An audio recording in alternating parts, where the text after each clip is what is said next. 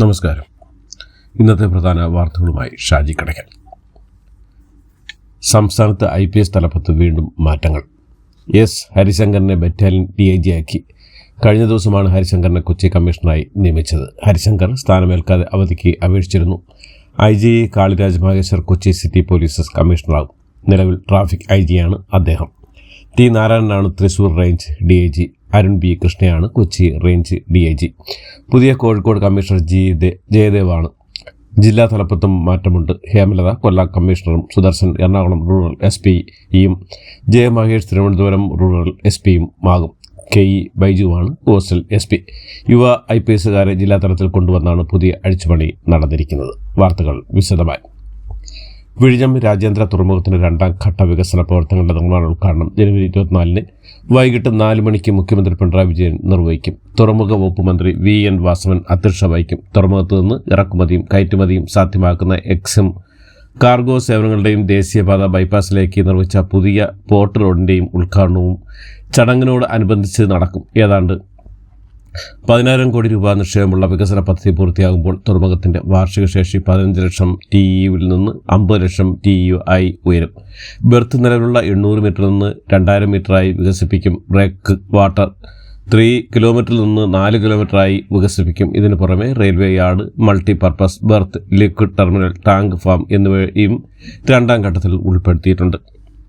ഇന്നുവരെ ആരെയും വഞ്ചിച്ചില്ലെന്ന് RSP സംസ്ഥാന സെക്രട്ടറി ഷിബു ബേബി ജോൺ.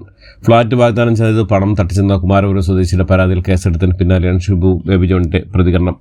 കുടുംബത്തിനൊപ്പമുള്ള ചിത്രം ഫേസ്ബുക്കിൽ പങ്കുവച്ചുകൊണ്ടായിരുന്നു പ്രതികരണം. താനോ കുടുംബാംഗങ്ങളോ ഒരു രൂപ പോലും പരാതിക്കാരിൽ നിന്ന് കൈപ്പറ്റിയിട്ടില്ലെന്നും പരാതി നൽകിയ വ്യക്തിയെ ഇന്നുവരെ കണ്ടിട്ടില്ലെന്നും അദ്ദേഹം പറഞ്ഞു. തെരഞ്ഞെടുപ്പ് അടുക്കുമ്പോൾ ഇത്തരം ആരോപണങ്ങൾ ഉയർന്നു വരുന്നത് ആനുകാലിക രാഷ്ട്രീയ സാഹചര്യത്തിൽ സ്വാഭാവികമാണ്.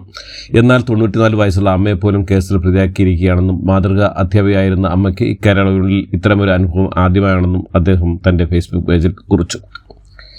LDF-ന് വീടില്ലെന്ന് ആവർത്തിച്ച് ഉറപ്പിച്ച Kerala Congress M chairman Jose K Mani ചവിട്ടി പുറത്താക്കി UDF-ലേക്ക് തിരിച്ചു പോകില്ലെന്നും കേരള കോൺഗ്രസിന്റെ UDF പ്രവേശനം തുറക്കാത്ത അധ്യായമാണെന്നും ജോസ് കെ മാണി വ്യക്തമാക്കി. സ്റ്റിയറിംഗ് കമ്മിറ്റി യോഗത്തിന് ശേഷം കോട്ടയത്ത് മാധ്യമങ്ങളോട് സംസാരിക്കുകയായിരുന്നു അദ്ദേഹം. കഴിഞ്ഞ പ്രാവശ്യം 12 സീറ്റുകളാണ് ഉണ്ടായിരുന്നതെന്നും ഇത്തവണ 13 സീറ്റെങ്കിലും ആവശ്യപ്പെടുമെന്നും ജോസ് കെ മാണി പറഞ്ഞു.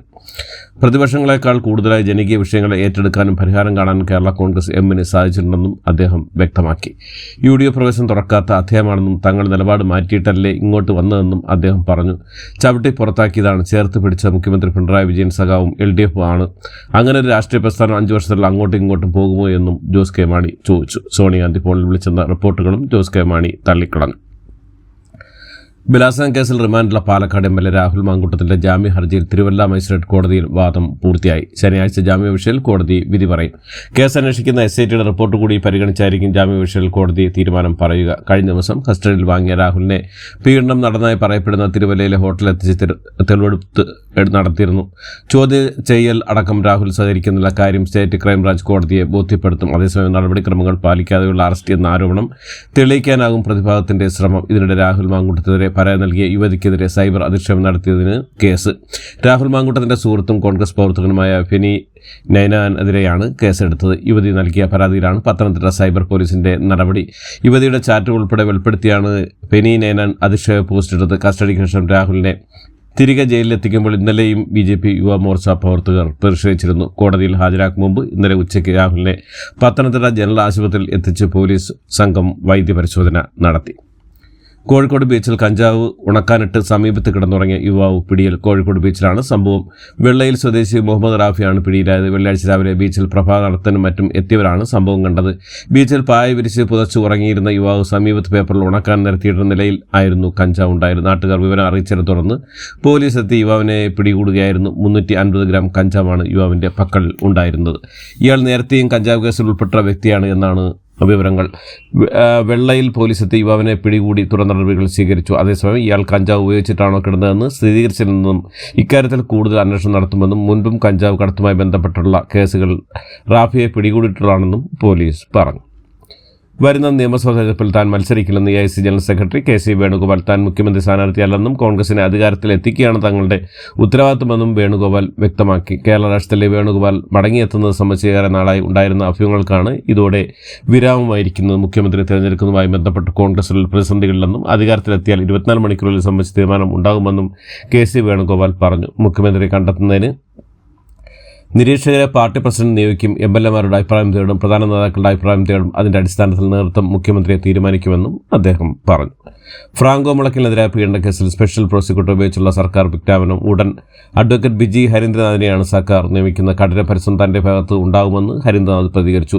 സിസ്റ്റർ റാണിറ്റുമായുള്ള ഏഷ്യാനെറ്റ് ന്യൂസ് അഭിമുഖത്തിന് പിന്നാലെയാണ് സർക്കാർ ഇടപെടൽ ഉണ്ടായത്. മുഖ്യമന്ത്രിക്ക് അടക്കം പരാതി നൽകിയിട്ട് സ്പെഷ്യൽ പ്രോസിക്യൂട്ടറെ വിട്ടു നൽകാത്ത കേസിലെ പരാതിക്കാരിയായ സി റാണിറ്റ് ഏഷ്യാനെറ്റ് ന്യൂസിലെ തുറന്നു പറഞ്ഞിരുന്നു. സിസ്റ്ററുടെ തുറന്നു പറച്ചിലിന്റെ 6ാം നാളാണ് മുഖ്യമന്ത്രിയുടെ ഉത്തരവ്. സർക്കാർ നടപടിയിൽ സന്തോഷമുണ്ടെന്നും സിസ്റ്റർ റാണിറ്റ് പ്രതികരിച്ചു. ബലാത്സംഗത്തിനെതിരായ കന്യാസ്ത്രീയുടെ മൊഴി വിശ്വാസയോഗ്യമല്ലെന്ന് വിധിയെടുത്താണ് കോട്ടയത്തെ വിചാരണ കോടതി ഫ്രാങ്കോയെ വെറുതെ വിട്ടത്. സർക്കാരും സിസ്റ്റർ റാണിറ്റും നൽകിയ അപ്പീൽ ഹൈക്കോടതിയുടെ പരിഗണനയിലാണ്. സ്ഥാനമൊഴിഞ്ഞ ഫ്രാങ്കോ ശക്തനായി പുറത്തു നിൽക്കുമ്പോൾ കേസിൽ സ്പെഷ്യൽ പ്രോസിക്യൂട്ടർ വേണമെന്നായിരുന്നു സിസ്റ്റർ റാണിറ്റ് നിരന്തരം ആവശ്യപ്പെട്ടത്. ഫ്രാങ്കോ മുളയ്ക്കലിനെതിരായ ബലാത്സംഗ കേസിൽ കീഴ്ക്കോടതി വിധി വിശദമായി പഠിച്ചിട്ടില്ലെന്നും ആദ്യ വായനയിൽ തന്നെ പൊരുത്തക്കേടുകളുണ്ടെന്നും മനസ്സിലായെന്നും special prosecutor advocate Biji Harindranath. Franco കേസിൽ അതിജീവിതയ്ക്ക് നീതി നിഷേധിച്ചു. വിചാരണ കോടതിയുടെ വിധിയിൽ ഒരുപാട് പൊരുത്തക്കേടുകളും ഉണ്ട്. ഇരയുടെ മൊഴി വിശ്വാസയോഗ്യമല്ലെന്ന് പറയുന്നത് ശരിയല്ല. ഇരയുടെ മൊഴി വിശ്വാസയോഗ്യമല്ലെന്ന വിചാരണ കോടതിയുടെ കണ്ടെത്തൽ ബാലിശമാണെന്നും ഹൈക്കോടതിയെ ബോധ്യപ്പെടുത്തും.